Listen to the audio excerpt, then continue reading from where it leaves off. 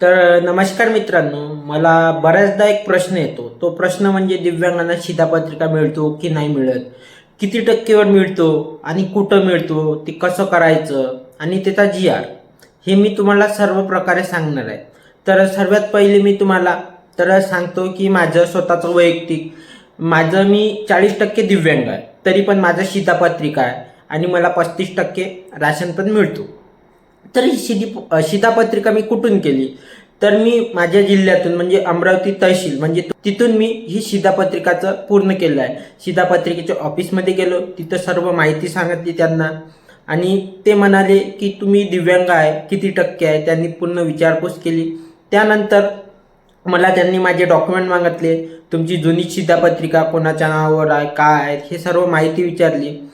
त्यानंतर मला त्यांनी सांगितलं की तुमची मला डॉक्युमेंट एकदा बघायचे आहे. त्यांनी क्रॉस व्हेरीफाय पण केलं, तुमचं खरीच दिव्यांग आहे की नाही आहे, म्हणजे त्यांनी UDIDच्या साईडवर बघितलं पण आणि अगदी खरी माहिती सांगितली. त्यानंतर मला शिधापत्रिकेसाठी माझ्या राशन दुकानदारासाठी एकदा कन्फर्मेशनसाठी ते पण कॉल केला त्यांनी, ते पण माझं व्यवस्थित निघालं. त्यानंतर मला त्यांनी डॉक्युमेंट सांगितले व मी सर्व डॉक्युमेंट त्यांना दिले. त्यानंतर 1 ते 1.5 महिन्यामध्ये माझी शिधापत्रिका ही बनून आलेली आहे.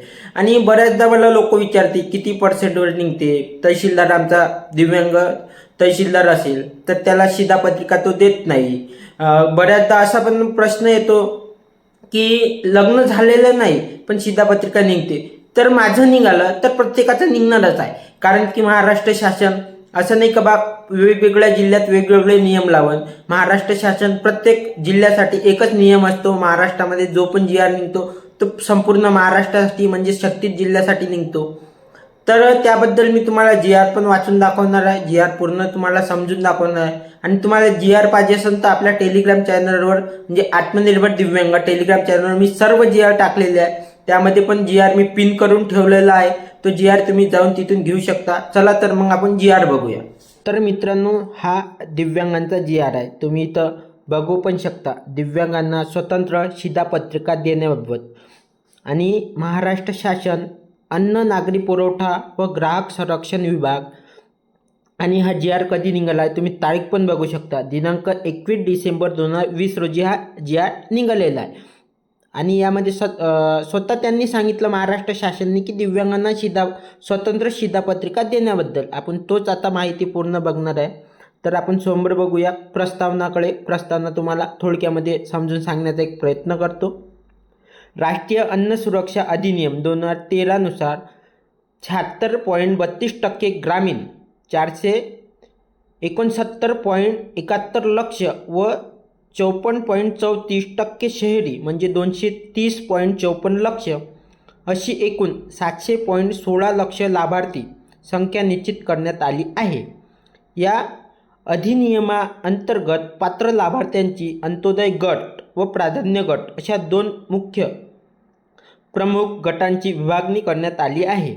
आता तुम्हाला समजलं असेल की ग्रामीणमध्ये आणि शहरीमध्ये असे पूर्ण लाभार्थी किती आहेत. तर त्यांनी सांगितले आहे लाभार्थीची संख्या सांगितली आहे 700.16 लक्ष एवढी महाराष्ट्रामध्ये लाभार्थ्याची संख्या आहे. यामध्ये 2 गट पाडलेले आहे, एक अंत्योदय एक प्राधान्य गट. त्यानंतर सदर अधिनियमाअंतर्गत राज्यातील लक्ष्य निर्धारित सामाजिक वितरण व्यवस्थेमध्ये लाभार्थी त्यावेळी लाभ घेत असलेल्या अंत्योदय अन्न योजनेतील सर्व लाभार्थ्यांना व BPL गटातील सर्व लाभार्थ्यांना प्राधान्य गटातील लाभार्थी म्हणून पात्र ठरवण्यात आले आहे. सदर अधिनियमाची अंमलबजावणी दिनांक 1 फेब्रुवारी 2014 पासून राज्यात सर्व इकडे लागू करण्यात आली आहे. राष्ट्रीय अन्न सुरक्षा अधिनियम 2013 नुसार शिधापत्रिकेवर अद्वितीय असलेल्या अन्नधान्यांचा लाभ जे दिव्यांग व्यक्ती कुटुंबासोबत एकत्र राहतात. मित्रांनो, हा पॉईंट समजून घ्यावे तुम्ही, म्हणजे हा 2 नंबरचा पॉईंट आहे, हा पूर्ण तुम्ही समजून घ्यावा.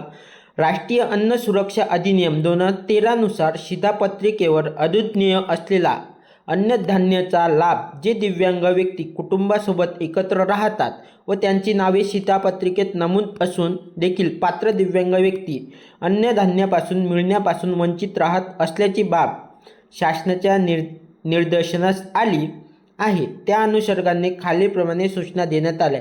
म्हणजे जेवढे पण महाराष्ट्रामध्ये तालुक्या आहे त्यांना सर्व इकडे आपला एक कलेक्टर असतो, त्यांना पण एक सूचना देण्यात आली आहे. ते सूचना काय आहे ते समोर तुम्ही बघू शकता. शासन परिपत्रक आहे.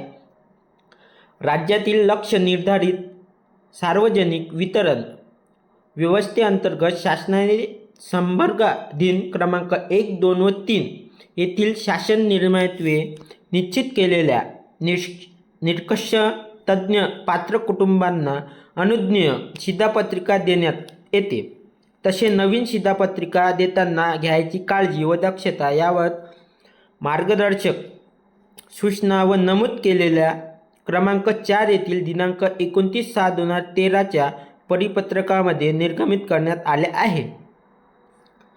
राष्ट्रीय अन्न सुरक्षा अधिनियम 2013 नुसार अन्नधान्याचा लाभ मिळवण्यासाठी ज्या दिव्यांग व्यक्तींना स्वतंत्र शिधापत्रिका हवी आहे, डबल एकदा मी सांगतो, राष्ट्रीय अन्न सुरक्षा अधिनियम 2013 नुसार अन्नधान्याचा लाभ मिळवण्यासाठी ज्या दिव्यांग व्यक्तींना स्वतंत्र शिधापत्रिका हवी आहे, अशा दिव्यांग व्यक्तींना नवीन शिधापत्रिकेसाठी संबंधित शिधापत्रक वाटप कार्यालयाकडे अर्ज करावा. मी तुम्हाला पहिलेच सांगितलं आहे, तहसीलमध्ये अर्ज करावा.